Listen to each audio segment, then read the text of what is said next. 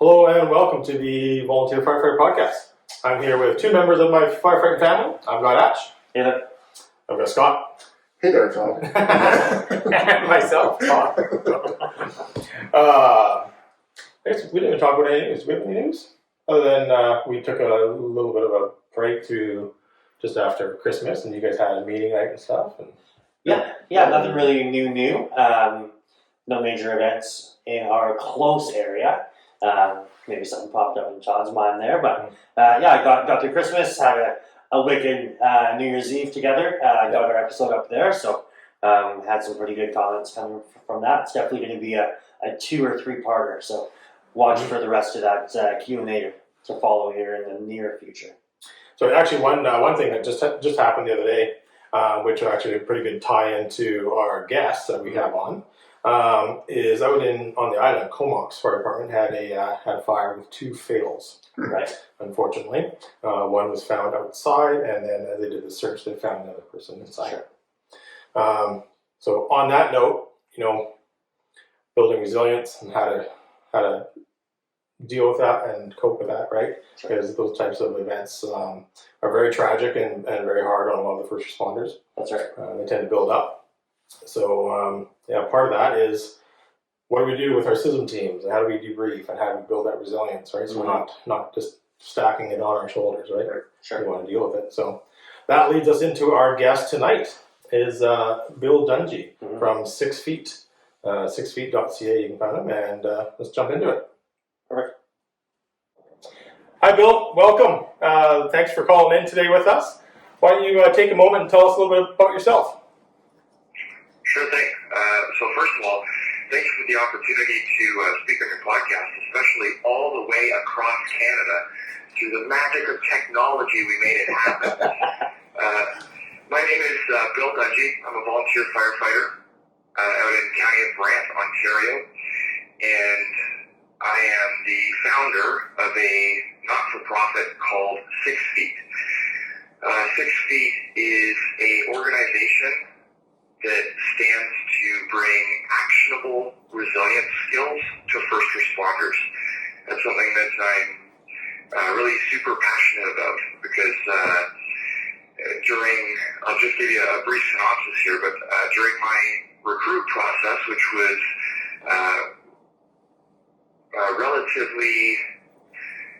during my recruit process, which didn't happen too long ago, is what I meant to say there.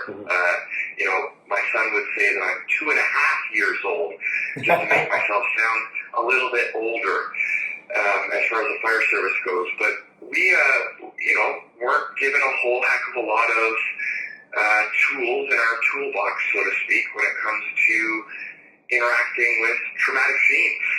And to no fault of our department or the fire service at large, it's kind of a new topic that people are covering. And luckily enough, I come from the world of social work. Before I was working in IT as my day job, I was a social service worker. So Gotcha. I went out and had a call with a plane crash very, very early into my career with the fire department. And, realized out of that, this is like dealing and interacting with trauma.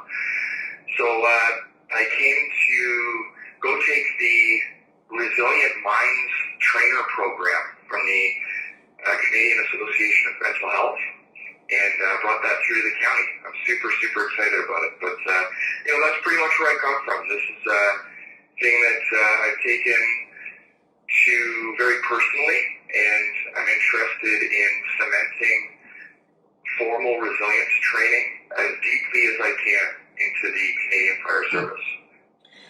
That's amazing. Yeah, that's actually a topic that we talk about fairly frequently. Yeah. And it's as you know, in the emergency services in general, in the past, it was never something that was really brought to the forefront. We're getting better at it now, the emergency services. There's more,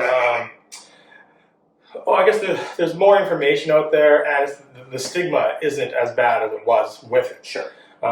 Because us as individuals, we never really would talk about it. We were always afraid to talk about it. Now the catchphrase in our service is, don't go at it alone, right? Right. Don't be afraid to speak up because you're not alone. We got a family of us, meaning the whole emergency services.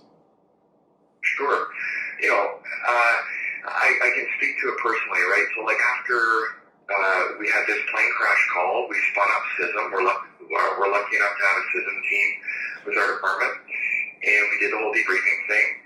And then there was this like time warp where there was about 45 minutes after that debriefing, and we also hung around the station for a coffee kind of thing. And then I kind of like woke up reading Harry Potter to my kid, putting him to bed that night. And, social worker Bill was like, oh, this is literally interacting with trauma. I've just had this time warp effect. And pretty much directly after that is when I started really honing in on this kind of thing.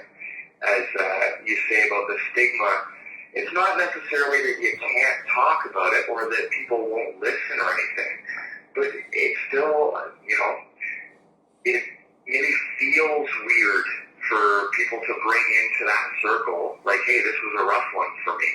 But it's like I told my chief when we did the whole debriefing thing, we go around, how did you feel about the situation as it played out or whatever? And I said, scary questions get scary answers. This is the first time I've dealt with this kind of thing. So. Yeah, I think you kind of hit the nail on the head. We've got a lot of avenues that we can go down when it comes to, dealing with trauma. There is a lot of support, but, I can't speak for anybody else's departments, but, coming up in ours locally here, it was a very mixed bag of new firefighters, very, very seasoned firefighters, and trying to find your place, and everybody has a different way of dealing with it. So, getting that kind of confidence in the moment to speak up and to deal with things in your own way, I think that's still the biggest kind of stigma. Like when you've got the old grizzled firefighter that came up being kind of told to choke everything down, feelings aren't real, and you don't need to deal with this. And then you got the fresh young firefighter that is much more in touch with dealing with not necessarily trauma, but is going through the motions. So I kind of find myself kind of right in the middle, trying to hang on to being a younger firefighter. But realistically, we're kind of the older boys now. We're not like the retirees by any mind, but being kind of in the leadership, in the we're definitely not out of high school, we're not out of college, we're families and careers and blah blah blah. So leadership in that manner also comes down to leading in a room like that and being able to open up, being able to speak up, and kind of share that trauma with the others around and showing that it's okay to do so. I think specifically in the volunteer world, we have an additional challenge, right? Because, it's one thing to be able to, step off the line and speak up or whatever, but sometimes there's not a whole heck of a lot of time to do that. Because everybody, the transition that I've been using is from firefighter to father and back again, right? So, the pager goes off, I rush out the door, I go deal with something, and then I come home and, I still gotta make dinner. Sure. Yeah, that's right. So there's that additional layer, I think, for volunteers, which is specifically what drew me toward that Resilient Minds program, which was born out of data that was taken in BC, right? That's where the program was developed, was out of BC. But specifically, it's because it's a peer-driven model. But I can't speak highly enough about this thing, and I haven't even taught it yet. But just having gone through the training, their whole approach here is, listen, we're not going to bring some mental health worker in here that nobody knows and nobody trusts. This is somebody who's inside the circle already. Sure. That's going to step up in front of the class and guide everybody through this kind of thing. That's what I really like about that approach, but certainly just another tool in the tool belt. Yeah, no, you nailed it there. I think like with my own past experiences within the fire service and EMS is, I remember a couple of big incidents that we went to, and we were kind of told, "Oh, we're having a debriefing. You guys are coming in." And to that was a big step, because before it was just our dispatch asking us, "Hey, can you clear? We got calls holding. Giddy up, get going. Yeah. Suck it up and go." But I remember that first debriefing I ever went to. It was some manager that none of us were close to. We didn't know a thing. It was so awkward and uncomfortable. Sure. Nobody after that wanted to actually attend another debriefing if it was offered. Right. But now with our service, I'm lucky enough. I'm actually a CISM peer for the BCEHS, the British Columbia Ambulance Emergency Health Service, and also part of our CISM team on the fire hall. And being a peer with that peer training, like you said, Bill, it's having that familiar face within that group. It really helps you relate, and it's a little bit easier to open up. Yeah, certainly. And just the thing that underpins this, I just have, kind of writing some notes here as we're talking. And just maybe to translate this to you guys, especially, across the country, I'll hit it from this side, you guys hit it from that side. We'll meet up in somewhere in Alberta. But the one thing I've been having maybe some preliminary success with as far as the messaging with this kind of thing goes, okay? First of all, I just had a great conversation last week with a guy from an organization called Frontline Forward here in Ontario. He's got this really unique, kind of like a gym, but there's also like massage therapists and social workers, and it's like an all-inclusive mental health and wellness facility for first responders. And he's like, what's the problem with getting people to come out to anything to do with mental health and wellness, and not like a hands-on training event for throwing ladders?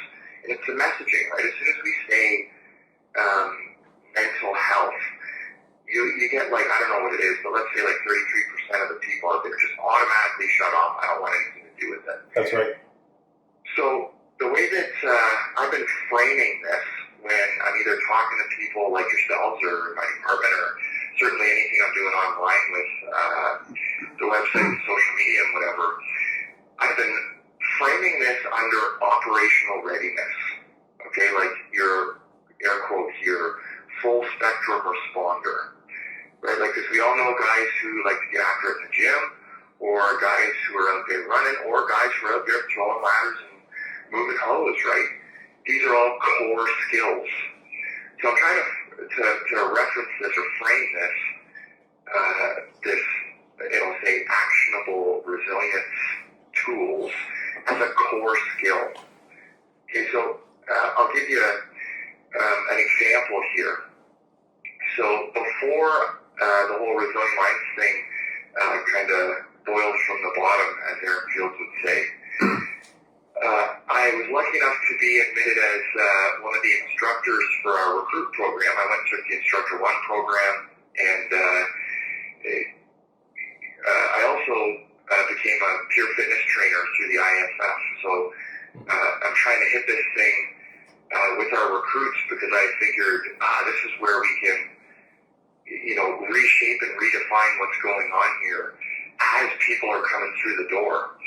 So here's an actionable resilience tool for you. And I know that, every time I say those three words in combination or in series, it becomes more and more like a weird LinkedIn motto thing. It's the best way that I can talk about it. So when I brought our recruits to the burn building, it wasn't just me, of course, there's a whole cadre of instructors. Make it sound like I'm driving the bus here, but the one thing that I would underpin that sort of training that has a lot of stress inoculation in it is, anytime we're going to talk about breathing or breath work, it's easier to digest if we call it tactical breathing, Yep. So there's a breathing technique called the physiological sigh, okay? So what happens is you take 2 big, huge inhales with your nose, so much so that you can feel your lungs inside your chest expanding. And what that does is it offsets the gas exchange inside your lungs, so that when you completely exhale, that process triggers your brain the same way that your brain is triggered if you're crying, for example. That's the way that you breathe when you cry. And it's the way that you breathe right before you fall asleep. So if you do that, 2 big inhales followed by 1 continuous exhale, your brain basically doesn't have a choice. You start calming down. Okay, so I would tell our recruits about this before you go into the live fire situation, or when you're getting off the truck. Just make it a habit. Every time you get off the truck, run 2 or 3 repetitions of this breath, and then before you go interact with whatever you're interacting with, you'll be in a calmer state, calmer baseline. So like I'm not talking about like, once monthly briefing from HR or a pamphlet that you could leave on the countertop as a tool for resiliency. I mean, stuff that we can like inject into the training we're already doing. Yeah, exactly.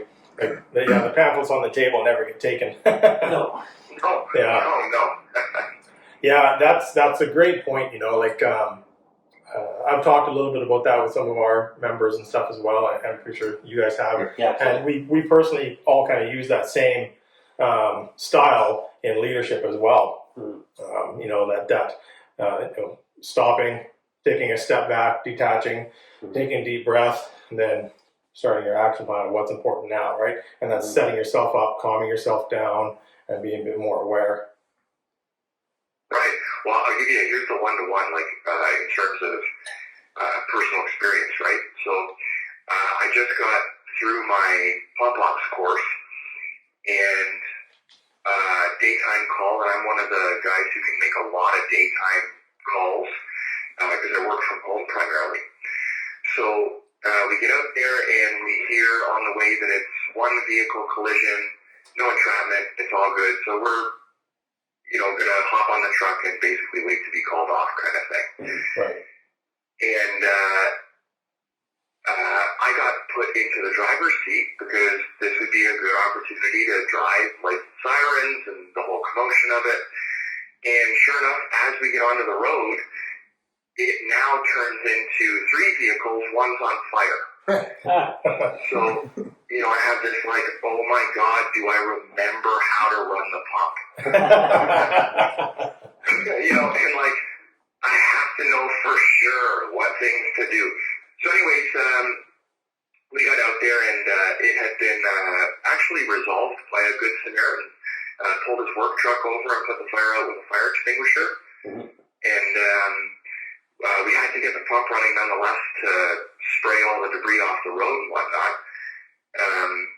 But still, when I jumped off the truck, to take that, as you say, 25, 30 seconds and just do a couple repetitions of that breath to get my baseline back and then be like, okay, I'm now out of IT mind and I'm now in firefighter mind and I can run the pump.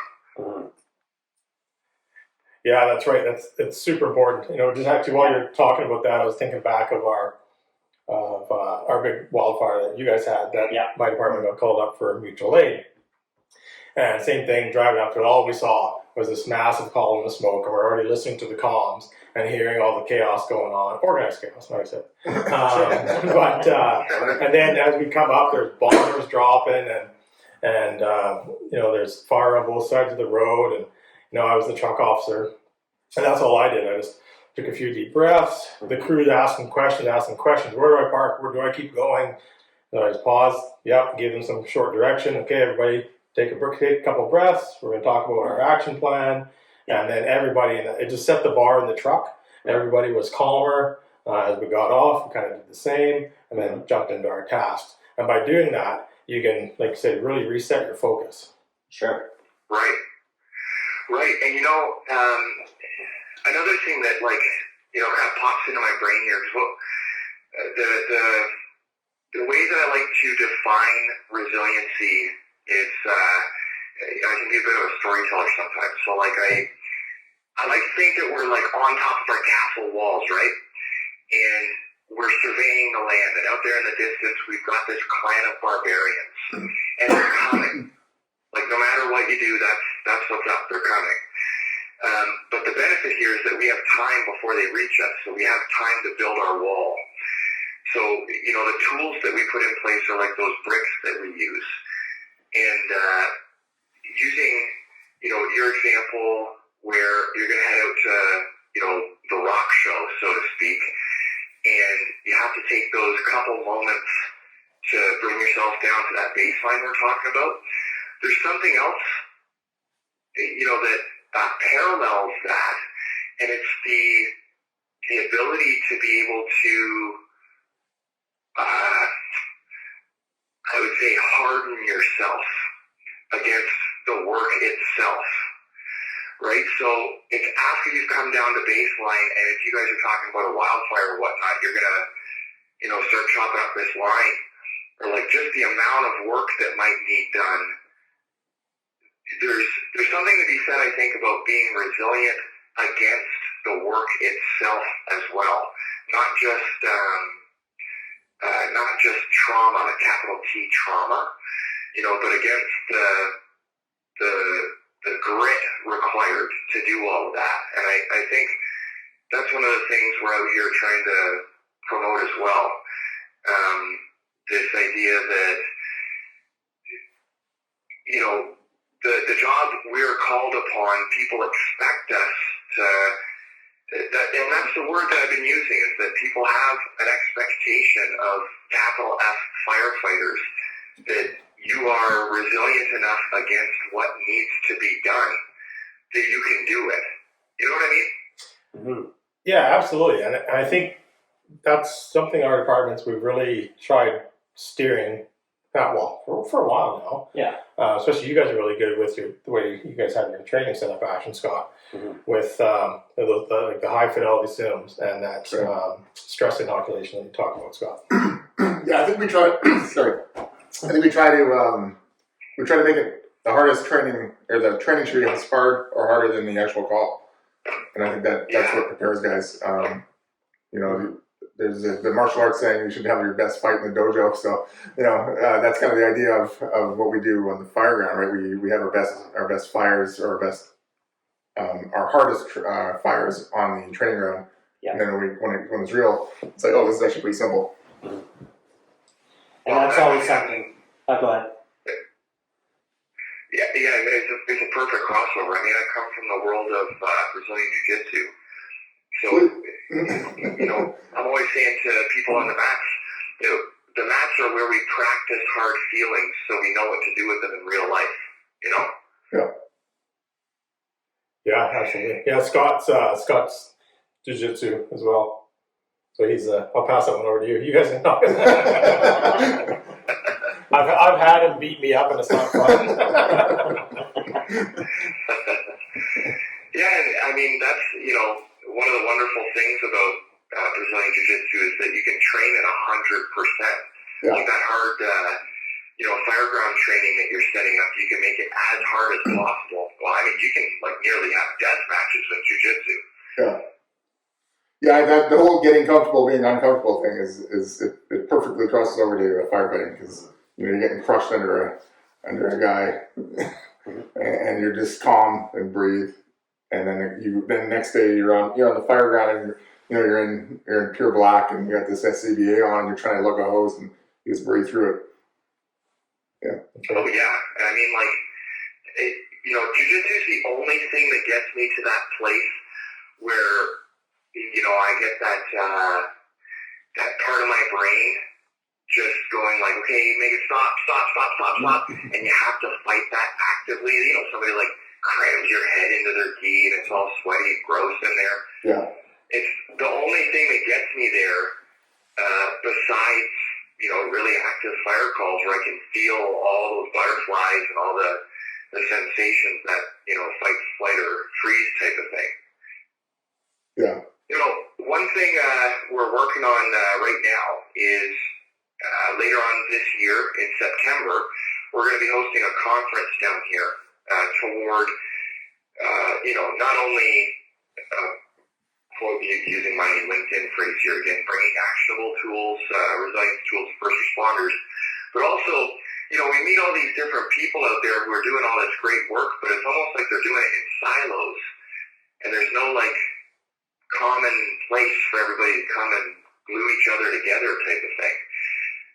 But at that conference, I'm going to be hosting a jiu-jitsu seminar where we're going to work through the U.S. Army's Big Four tools for mental resiliency, which are tactical breathing, goal setting, positive self-talk, and mental rehearsal, framed in a jiu-jitsu technique called a guard break, right? So you've got somebody trying to hold you down, and I'm going to instruct basically a whole bunch of newbies on how to do a guard break while using that system that the U.S. Army developed to explain some, real-world principles they could bring back to the fire hall kind of thing. Oh, great. So that's coming up this summer out in your area? Yeah. In September of this year, we're going to host it here in Brantford, Ontario. And, actually last week, we just got confirmation that the CMHA is going to partner with us on that. So I'm super, super excited about that because I'm a nobody. And I, just through unsolicited emails, found the right people in that organization that, want to come out and participate. So I'm super excited about that. Oh, very cool. So is that going to be like are you guys canvassing out to all the kind of the neighboring emergency services as well, or just for fire departments, or what's kind of your goal? Yeah, so the word that I've been using is first responders and adjacent communities. Okay, so this type of information I could see being valuable to, obviously, military people, but as well retirees who sometimes, nobody really likes to talk about it, but sometimes they get kind of left, once they've retired and have disconnected from the goings-on and the day-to-day of the station life. But as well, frontline health workers, nurses. I can't think of anything better for the nurses who made it all the way through COVID than to get out there and discuss some real-world ways they can, toughen up the mindset kind of thing. So yeah, not only our department, but the local Ontario Provincial Police and cop shops, and I'm just trying to get everybody involved. Anybody I can who will respond, as they say, to a unsolicited email. Awesome. Well, that sounds great. Yeah, I think any of that kind of combined awareness and training is super beneficial for all parties involved. Like you said, retirees, even spouses of first responders. It's all important. Sure. Yeah, I don't have. I've done some event planning in my day, but certainly nothing at this scale. So I'm just, figuring it out one punch at a time. And I keep referencing Future Bill, and Future Bill is going to have a bunch of different problems to solve out there. But one of those problems is organizing people to come and actually present at this thing, right? And we don't have anything firmed up with anybody quite yet. But one guy on Instagram that I found who offered, basically like a discount on his regular speaking fees or whatever, because it's affiliated with first responder communities, this guy named Yogi Bryan. And, anytime you mention yoga, people have the same, nail-curling reaction that they do to the words mental health. But I love this guy. You got to look him up on Instagram. Even if he doesn't come through and we don't end up booking him, whatever, he just popped into my mind when I was thinking about presenters. He's got a curse word infused way of communicating. that might attract more first responders. Yeah. Yeah, it's awesome. As soon as I found them,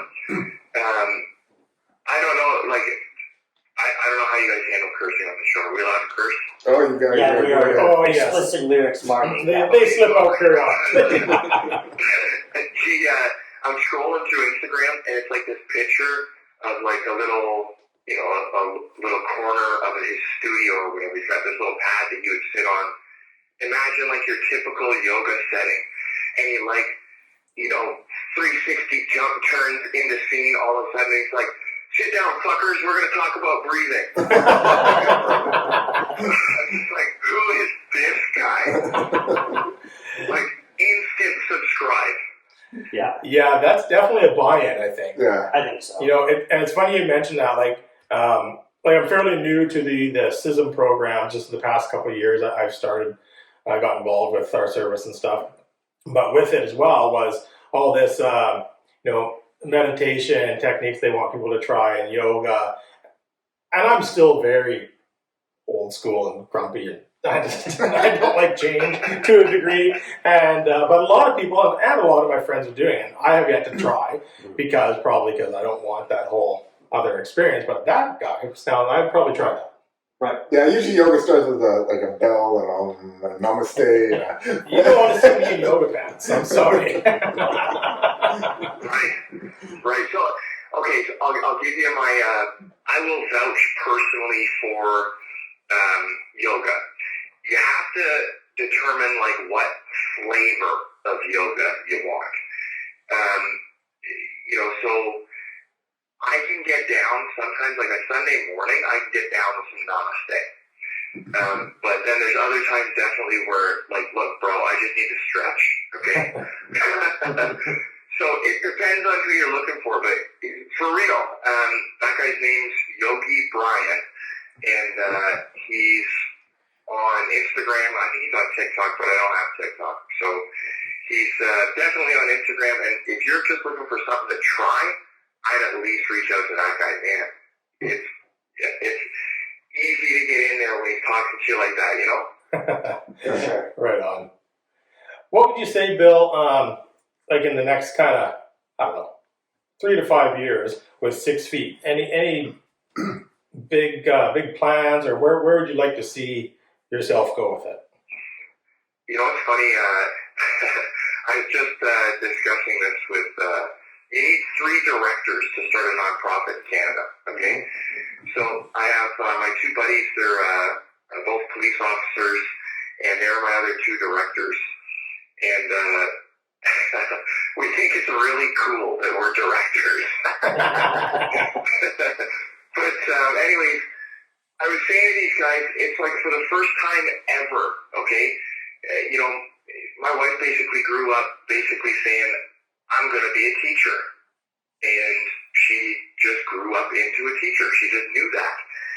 And until really, really recently, I had a hard time, like, defining a 3 to 5 year plan.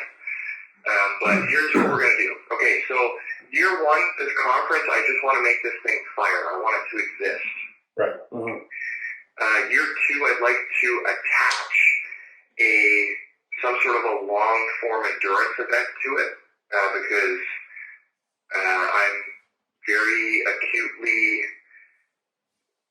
bound to the suffering that happens on really long ruck marches or really long runs. I think it's really, really good for you. So year 2, I'd like to append something like that. But 3 to 5, okay, imagine that I'm sitting at your table right now. I've got my hands up in the sky, and I spread them apart to show you my grand vision. 6 feet is going to have a compound, and that's maybe a little bit of an aggressive word, but it's going to be a compound. I'd love to see, you know, 3 to 5 years from now, we have a fully functioning MMA gym, and, you know, I keep saying, like, mats, a kitchen, a classroom, and a shoot house. I'd love to see a facility on a little bit of land where we could be practicing all kinds of combatives, maybe host a retreat, something like that. But, you know, as far as building out a plan or a vision for the future. I don't know if you guys are attuned to Jordan Peterson at all, but he has a really great way of making sure that you're aimed correctly. And he says that you should aim at the highest possible good. And that looks something like conducting yourself in such a way that it's good for you, but also good for your family. And it starts to extrapolate from there, right? Could you aim at something that was good for you and your family, but was also good for your community? And let's say you could aim so high that whatever it is you're working toward was good for you and your family and your community, and maybe even the country, and maybe even good enough for the country in such a way that it could impact history. And, you know, I'm kind of naive enough to believe that. Foolish enough to believe it. Oh, awesome! No, that sounds great. Yeah, you definitely have a lot of great goals there, and you know they honestly sound very achievable. You know, the direction that you're going, I think that's where all first responders need to have that mindset and kind of go that way. And having somebody like yourself with what you've been doing is really going to help. Yeah, I think so. I appreciate that. I mean, you know, it's kind of an interesting place to be when you are a volunteer firefighter, especially, I think, because you know, like we can go 3 weeks without a call. And then just this last week, there was 2 days where I was out twice. And there's other stations in our county that are out 4 or 5 times a day. You know, so I think it's kind of an interesting place for a volunteer firefighter to be, because you get a little bit of extra time to consider things, right? And to consider, here's I think the thing that like lit my fuse, right? Our first day in the recruit academy for our department, we were shown a FDIC video of Mike Dugan, right? And he says, you could leave the fire service better for your having been a part of it, right? And it's almost like, and maybe I'm being a little bit grandiose here, but it's almost like he was kind of giving me permission to drive forward with the tenacity that I'm running with right now. Because it was like, he's like, yeah, you're new, but you can, the effort that you put forward can leave the fire service as a whole better for your having been a part of it.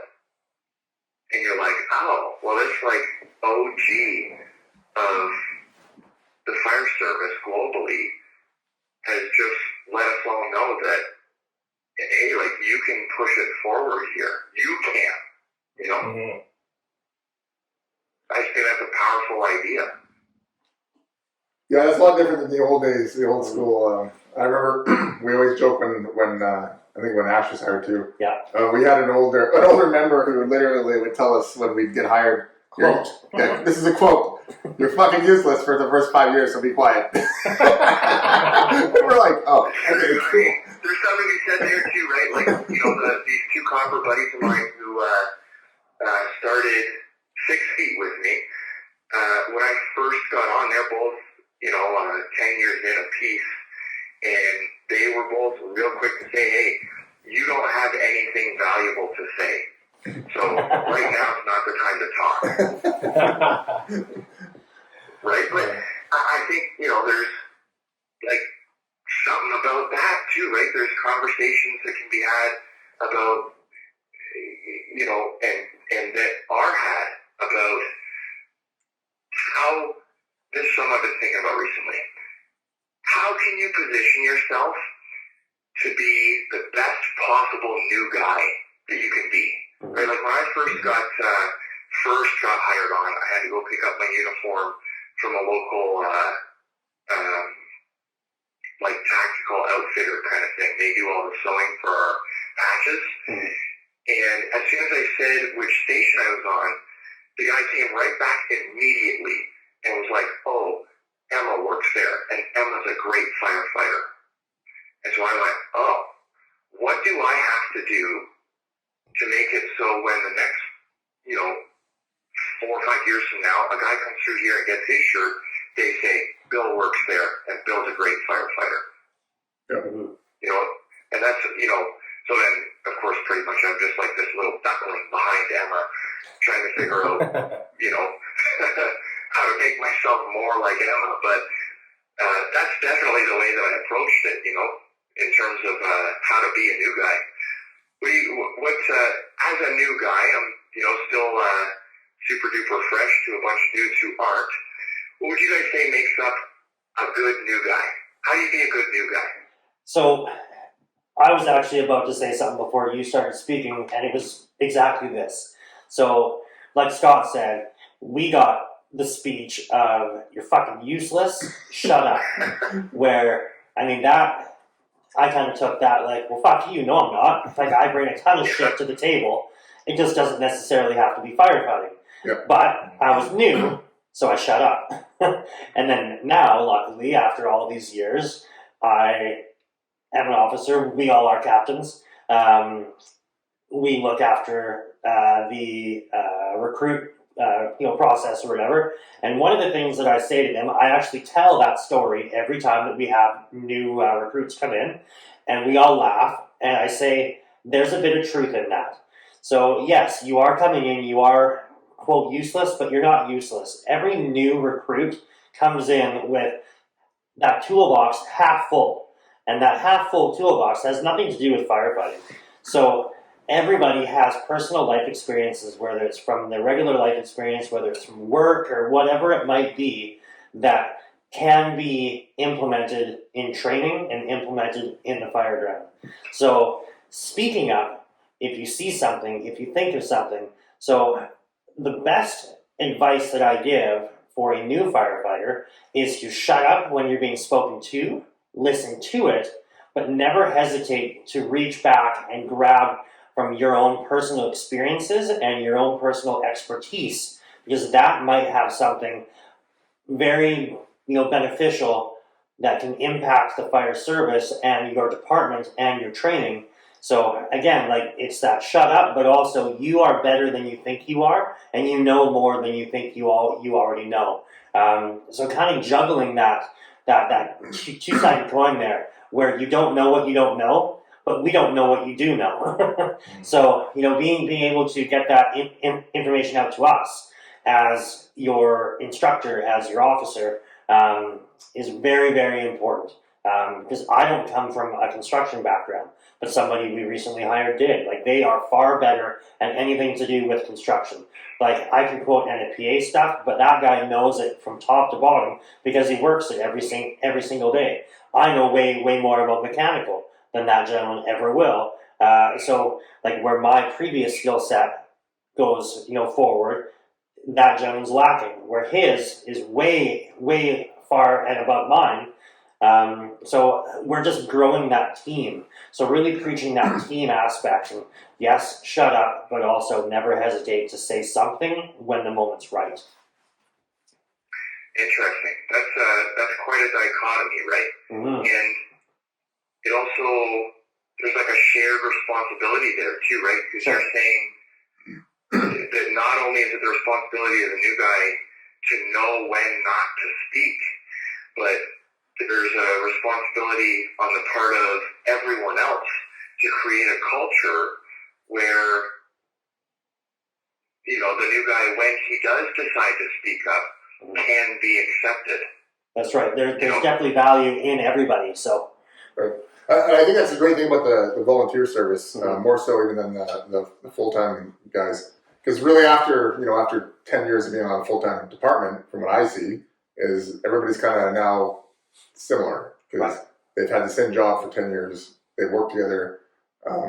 It's been firefighting. The odd guy does construction or something on the side. But generally it's firefighting. Whereas with us, I'm with the sheriff's office and that's my full-time job. Ash is an automotive shop. Todd does paramedics. we all have our hat we can put on the fire ground. That's different. And so even with the new guy, like Ash was saying, the new guy has certain skill sets that we bring on, and we encourage them in some ways to bring those out on the fire ground, like you're saying, construction wise. I remember I almost got there's this hotel fire we were at, and I'm sitting there, and the one guy comes up to me and goes, "Hey, that parapet wall's about to collapse." And I'm fairly new. I'm like, "What's a parapet wall?" He's like, "That thing there." And he points at it. I'm like, "Oh." I take a step back, and literally within like 3 minutes, the whole front of the parapet collapses right where I would have been standing. And he wasn't a new guy, but his experience as a construction person, that's what told him that's what was about to happen. The other officers on the fire ground didn't really notice it because that's not their thing. They're worried about the fire. They're worried about this. He realized what was about to happen, and he made it known. Mm-hmm. Yeah. I think for me, it's very similar, and I've always been very big in you're never too old or too new to keep learning. I always tell a lot of our new recruits in both my jobs that I can learn something from them just as much as they can learn from me. Sure. Never go into a day or a shift or a call thinking that I already know all this, I'm fine, and not ask for suggestions. For prime example, in the EMS world, if I have a sick patient and I'm going down a path with it for my treatment plan, I'm going to open it up to my partner or the other medics there. Hey guys, anything you can think of that I'm missing that we need to do or we haven't done, have that conversation. Don't be too proud to think that, I know it all and I'm not going to ask for help. Sure. And also, for new people, don't be afraid to speak up and ask questions. Yeah. I hate seeing groups of individuals in the services where the mentality is like, I'm not going to ask any questions because it's a senior person I'm talking to, or I don't want to ask a stupid question. Right. Everybody always has something to learn. Right. I think there's the capital C culture, right, keeps popping in my brain about you'd hate to see somebody come forward with a question and get burned down once. That's right. And that's probably the last question they're going to ask. That's right. Yeah. When I first started, our station hosted a open house during the hiring process where basically the last batch of people came through and we kind of talked to a couple different firefighters and some of the leadership. And, I guess they were just weighing out who's in front of them and who they think might be a good fit. And I was an IT guy in a room full of either professional firefighters or people who had already had pre-service and all this. When I left that open house, I actually called my mom and I was like, wow, that's a wrap. That was a room full of firefighters and Bill, the IT guy. So when they finally called and said that, we'd like to have you, first of all, I was just floored and shocked that they would take a chance on me. I feel that way. I feel that I've been given a chance. And I guess the joke of it comes with, eventually the county's going to have to get tablets, so I'm really just a strategic hire. Tablets come out, There you go. Oh, man. Awesome. Bill, I want to ask one kind of final question as we head towards a wrap here. Is there, let me think here. I lost it. Totally gone. Disappeared. I was actually going to ask you a question. Where does 6 feet come from? I'm sorry, what was that? Where does the term 6 feet come from? I'm guessing it's something to do with being underground, but that's like I keep wanting to say it's 6 feet underground. But is that the term? Is that why you're using that, or? Well, in March of 2020, the whole world shut down, including our jiu-jitsu gym. So I went and bought some puzzle mats and put them in my basement. And we had a closed group of 3 or 4 of us who would continue training once we figured out that this wasn't going to turn everybody into zombies or something. Right. And so yeah, it's 6 feet under the ground, literally in my basement is where it all started. And it's also kind of like a memento mori. right thing. Like use your time value, or use your time accordingly, because it's all finite and it's all running out, so yeah, and it kind of stuck because I'm kind of like a branding guy. I just like working on logos and branding ideas. So once we started to spin that out, and I put the 6 inside a coffin, I was like, oh, that's badass. It's just kind of spun out from there with like reapers and all sorts of undead sort of things. So It stuck, definitely stuck. Right. Awesome. All right, I remember my question. What advice would you have to other departments or firefighters that don't quite have the knowledge or framework around building that kind of resilience within their department? How to get something started for kind of with your background, what you've done? Sure. I was given 2 very valuable phrases by Ben, one of our directors. He said it took me probably 5 or 6 months to get the Resilient Minds program by the time I went through the chain of command and talked to everybody I needed to talk to. And what that process looks like is literally just being relentless. When I'm teaching jiu-jitsu, I say that relentless force is unstoppable by definition. So if you're relentless on the mats, it means you're always attacking, and nobody can defend that forever. So if you're trying to start a program, you have to be relentless. If you're trying to start anything, you need to be relentless. And I'd argue further than that when people call us, they expect us to be relentless. They desperately wish we'd be relentless. No quit. So I'm one of the lucky people that if I have 15 conversations, 14 of them turn out to be people hanging up on me and telling me it's not worth my time or whatever, in whatever negative light. If I get one person that says, yep, we'll do it, that charges me right up. And it's just lucky that my personality worked out like that. But the other thing that Ben told me, this past fall, I went up to Ottawa to speak at the Canadian Association of Fire Chiefs Conference. And I got to tell you, like imposter syndrome is the lowest version of what I was feeling going out there. Because I was like, I am not the guy to be talking to these people about anything, right? And Ben just sent me a text message the morning of my presentation and said, what if you're great? And sometimes I think it's easy for, especially if you're really passionate about something and the people in your immediate vicinity are not that passionate, it's kind of easy to get hung up on that and be like, well, maybe this isn't a big deal.